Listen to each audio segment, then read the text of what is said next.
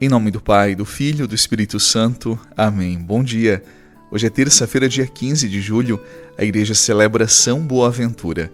A palavra de Mateus no capítulo 11.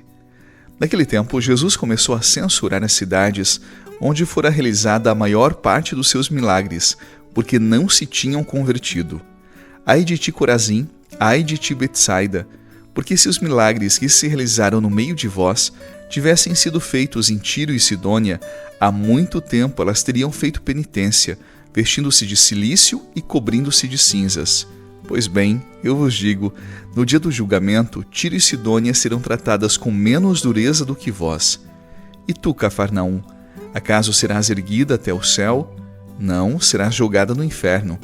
Porque se os milagres que foram realizados no meio de ti tivessem sido feitos em Sodoma, ela existiria até hoje.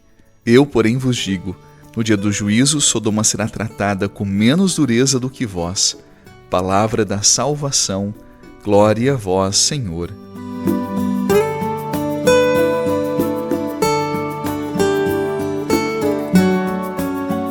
O evangelho de hoje traz um desabafo forte de Jesus. Ele cita 3 cidades do Antigo Testamento: Tiro, Sidônia e Sodoma, conhecidas pela dureza do coração, pela vida desregrada e também pelo fechamento sistemático a Deus. Mesmo assim, Jesus diz que essas cidades elas teriam mais chance no juízo final do que outras 3 cidades do seu tempo: Corazim, Betsaida e Cafarnaum. E por quê? Porque essas últimas cidades elas conviveram, elas receberam diretamente Jesus. Elas viram milagres, elas ouviram as suas palavras, elas foram amadas de perto por ele. Cafarnaum, por exemplo, foi até a cidade onde Jesus morou. Possivelmente ele tinha morado lá 3 anos, mas mesmo com tudo isso, não houve uma resposta da parte dessas 3 cidades, não houve conversão. Elas permaneceram indiferentes. E talvez não haja dor maior do que amar de perto e ser ignorado. Por isso as palavras de Jesus hoje, elas são muito duras, porque a indiferença espiritual não é barulhenta, ela é profundamente destrutiva. Essas cidades, elas foram habitadas por Deus, mas indiferentes à presença dele. Elas banalizaram a presença do Senhor. E o que Jesus esperava daquelas cidades não era um caminho novo. Ele não buscava promessas vazias ou gestos comovidos. Ele esperava conversão. E a conversão não é esforço para ser alguém melhor segundo os nossos critérios, segundo os nossos pensamentos. A conversão ela acontece quando algo em nós é tocado por uma presença que desorganiza os velhos esquemas que nós trazemos. Conversão não é uma correção estética, é uma reconstrução profunda da nossa identidade, a partir da verdade de Deus, a partir daquilo que Ele é. E por que isso? Porque a partir de um encontro nasce um novo jeito de viver, de escolher, de amar, de estar no mundo. E se o Evangelho já não nos afeta mais, se a presença de Deus deixou de provocar deslocamentos, o risco é que a gente continue religioso, mas sem transformação, sem conversão. A fé que não desinstala, ela nos acomoda. E tudo que acomoda aos poucos vai esfriando, vai perdendo o sentido e a beleza. É por isso que converter-se não é comover-se. E talvez seja esse o ponto mais sensível da vida espiritual. A emoção pode até nos hesitar, mas não é ela que sustenta uma nova vida. A comoção ela vem do ambiente, do momento, da sensibilidade, da estética do lugar, e já a conversão ela nasce do fundo da consciência e permanece mesmo quando o coração não sente nada, porque quem se converteu escolheu e escolhe de novo todos os dias Deus. Há quem chore e continue igual, e há quem silencie e vá mudando tudo aos poucos com a graça de Deus. O centro da conversão não é o que nós sentimos, mas o que nós decidimos fazer com a presença que nos tocou.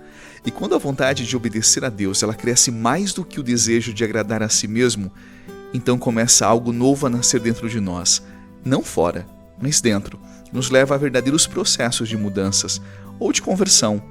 E talvez um dos maiores perigos da fé seja se acostumar com o sagrado, com a presença de Deus. Quando a presença do Senhor ela se torna previsível, ela perde o impacto, não porque perdeu a força, mas porque o nosso olhar já não se abre.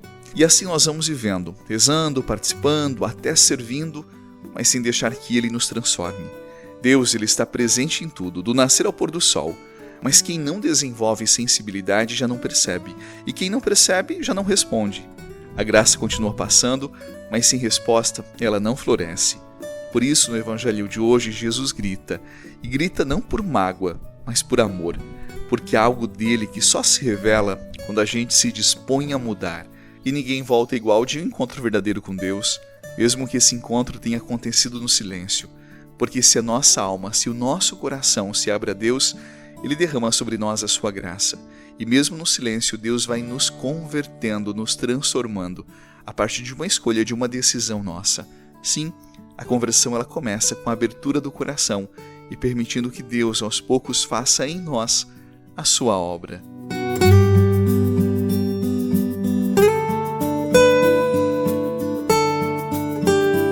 No fundo, a grande pergunta de hoje não é se Deus ainda fala, é se a gente ainda escuta.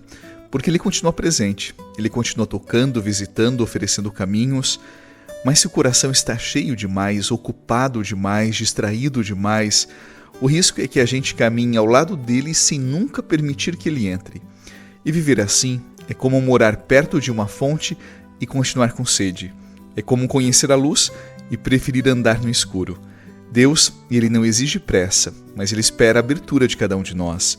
E toda vez que a gente endurece, a graça passa, não porque faltou força, mas porque faltou espaço dentro de cada um de nós. Talvez o Evangelho de hoje seja menos uma bronca e mais um apelo urgente para que a fé não vire cenário, para que a gente não se acostume com aquilo que deveria nos converter. Porque não basta saber, não basta ouvir, não basta sentir, é preciso responder. E a resposta que Deus espera não é uma promessa bonita, mas uma vida que começa a mudar silenciosamente, corajosamente, verdadeiramente. A fé que amadurece, ela transforma o olhar, e quando o olhar muda, o mundo já não é mais o mesmo, porque nós já não somos mais o mesmo.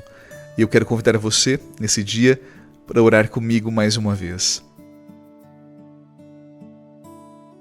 Senhor, eu sei que o pior não é errar, é conviver contigo e continuar igual. Por isso hoje eu não te peço milagres, eu não te peço respostas rápidas, eu só te peço sensibilidade, Senhor. Me ajuda a perceber a tua presença nos detalhes, no comum, no cotidiano da minha vida, porque às vezes eu te tenho tão perto e mesmo assim eu ando tão distante. Desfaz em mim o que endureceu, me acorda por dentro, Senhor. Me livra dessa fé morna que não muda o rumo, que não toca a raiz. Eu não quero mais apenas sentir, eu quero te seguir. E mesmo que isso custe, mesmo que doa, mesmo que eu precise deixar para trás muita coisa, eu quero te seguir com toda a verdade, Senhor, porque eu sei que vale a pena, vale a vida, seguir contigo e me converter na tua palavra. Nesse dia, dá-me tua bênção, a tua graça, para que eu seja um sinal da tua presença no mundo. Em nome do Pai, do Filho e do Espírito Santo. Amém. Um bom dia para você e até a noite, se Deus quiser.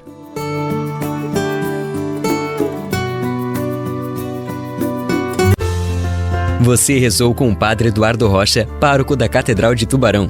Você pode acompanhar todos os dias pelo Spotify, Deezer, Castbox, Google Podcasts e YouTube. Basta procurar Oração da Manhã com o Padre Eduardo Rocha. E se preferir para receber pelo WhatsApp e Telegram, envie a palavra oração para 48 996 44 14 33.